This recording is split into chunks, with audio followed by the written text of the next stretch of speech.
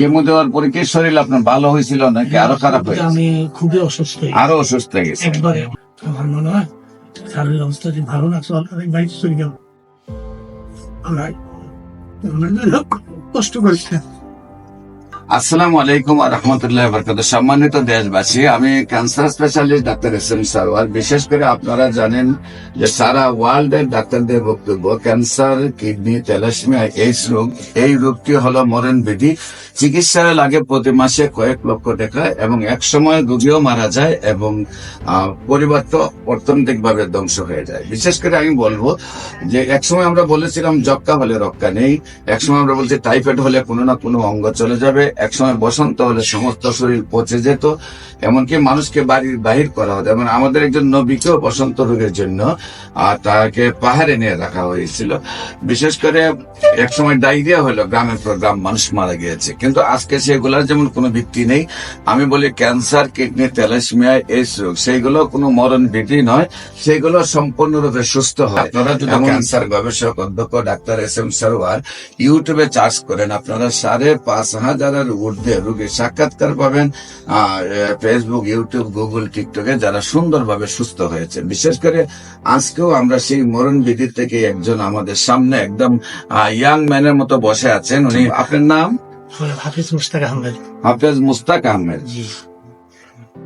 আল্লাহ রসের সমাজ একজন হাফেজ সাহেব মানুষ আমরা পাইলাম সেবা করার। হ্যাঁ, আপনার পিতার নাম? মরহুম মোহাম্মদ ইসমাইল পাটোয়ারি। ইসমাইল পাটোয়ারি। আপনার মায়ের নাম? মরহুম বেলায়েতুন নেসা। মরহুম বেলায়েতুন নেসা। আপনার গ্রাম? আমার গ্রাম হাটিলা। হাটিলা। Post office? হাটিলা টুঙ্গিপাড়া।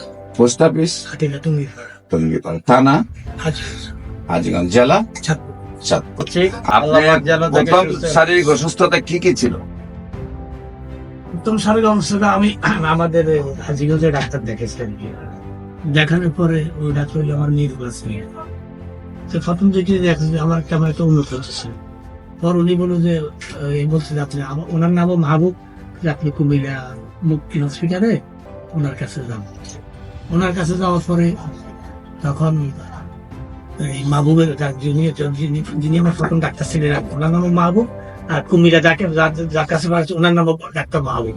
উনি থাকেন মুক্তি হসপিটালে, ইয়াতে কোন ডিপার্টমেন্ট আছে, মুখ্যমন্ত্রী। হ্যাঁ, তো ওনার থেকে উনি ওখানে আমার ওই দিনে 2-3টে টেস্ট দিয়েছি। 3টে টেস্ট দেওয়ার পর আমি তখন আমার মেয়েকে বললাম যে তুই আমার মনে হয় শারীরিক অবস্থা যদি ভালো না চল আমি বাড়িতে চলে যাবো। আমরা কষ্ট করিস না, আমি তুমি স্বাভাবিক আমি আছি। তারপরে উনি আবার টেস্ট দেওয়ার পরে উনি আবার দেখতে দিছে ইয়েতে মনে সম্ভবত ক্যান্সার। উনি ঢাকা থেকে যান গত বৃহস্পতিবার, শুক্রবার উনি আবার বলছে যে, কিন্তু আমি নার্ভাস হইনি। আমি রমজান মাসে তারাবি নামাজ পড়াইতে আছি। আমি আমার মুসল্লিদেরকে বলছি আমি পরিপূর্ণভাবে সুস্থ আছি, আপনারা টেনশন করি। ওনারা আমাকে নিয়ে টেনশন করতেছিল যে আপনি নামাজ পড়াইতে পারবেন কিনা। আমি 13 নম্বর আমি 22 তারিখে কুমিল্লা গেছি, 22-23 তারিখে মানে ফেব্রুয়ারি মাসে। তখন আপনার রমজান পয়সা গেছে, রমজান তো মার্চের প্রথম সপ্তাহে। তখন আমি 15 রমজান পর্যন্ত তার একটা নামাজ পড়াইছি। আমি পড়ানোর পরে ওনারা কুমিল্লা এখানে আমি কুমিল্লা কাজ করবো সম্ভবত। আমার মেয়ে আমার কিন্তু বলে নাই, আমার ভাইদের সাথে শেয়ার দিচ্ছে। বলার পরে এই বলছে যে আমরা দ্রুত ট্রিটমেন্ট করি। ওরা মানুষ সম্ভবত কুমিল্লা দিকে দিয়েছে ইয়েতে মহাখালী, ঢাকা অথবা কুমিল্লা প্রাইভেটে আপনি ইয়ে করেন না থাকি এগুলি বলছে আর কি। আমার কিন্তু বলে নেই।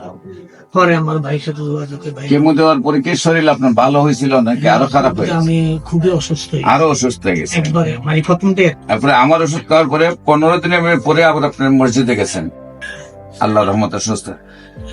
সম্মানিত দেশবাসী, আমরা হাফেজ সাহেব মানুষ, ওনার জন্য আপনাদের কাছে দোয়া চাই।